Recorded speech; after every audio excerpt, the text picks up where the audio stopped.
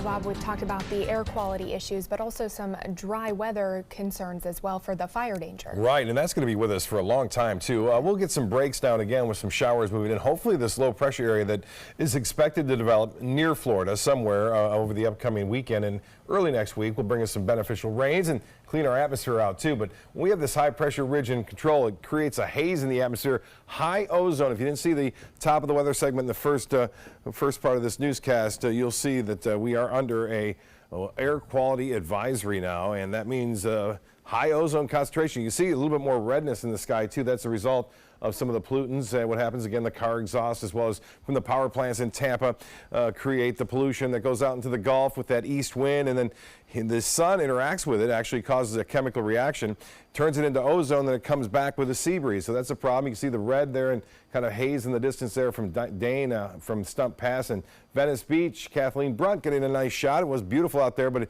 if you do have respiratory problems, you are advised to stay indoors tomorrow during the mid-afternoon to early evening as a result of that air quality alert.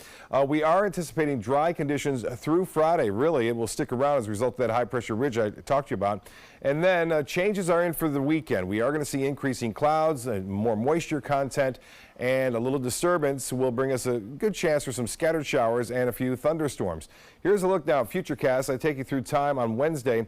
Again, nothing going on over the morning or during the early afternoon as far as it goes. A little moisture along the east coast. We'll have that east wind, but as that sea breeze develops and that ozone comes back into play late in the mid-afternoon, I should say late in the day and into early evening, there's also a possibility of a few isolated showers. Not a lot, just a few isolated showers. We had a few break out along the sea breeze earlier today north of our area, but it's all this moisture down here which will eventually start to drift northward.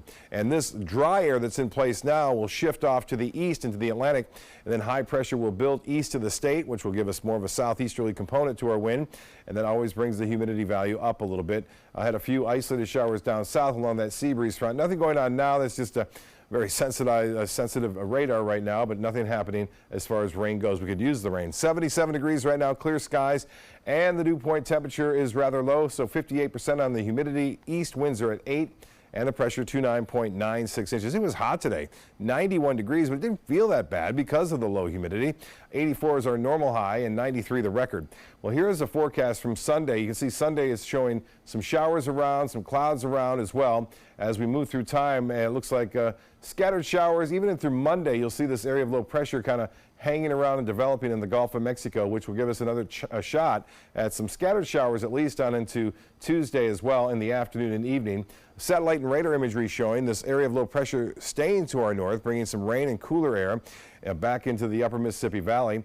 Temperatures for highs there into the mid-60s in Minneapolis. Detroit gets up to 78, but look at that, 89 in St. Louis, 90 in Dallas, and 88 in Memphis. As far as boaters go, tomorrow winds will start off at the east at 5 to 10 knots, and then they'll pick up in the late afternoon up to 15 knots. Seas will be running right around 2 feet, and there'll be a moderate chop in the bays and inland waters. The water temperature 77 degrees, and we'll see a high right around 86 degrees at the area beaches. 7-day forecast looks dry, doesn't it? Wednesday, Thursday, not much going on, just a slight chance for a late day shower or two on Friday. You'll notice the humidity value is picking back up on Friday, and then on Saturday, we are expecting a 50% chance for scattered showers and storms on Saturday. It'll be basically throughout the afternoon and evening, even into the night. 50% chance on Mother's Day. Mother's Day looking for a mixture of sun and clouds for the special day, and it looks like temperatures will warm up into the mid-80s with a good chance for scattered showers and storms. And then we'll keep a slight chance in on Monday and 40% chance on Tuesday as that area of low pressure, a weak one at that, kind of hangs around the state of Florida. Jacqueline? All right, Bob, thank you for that update.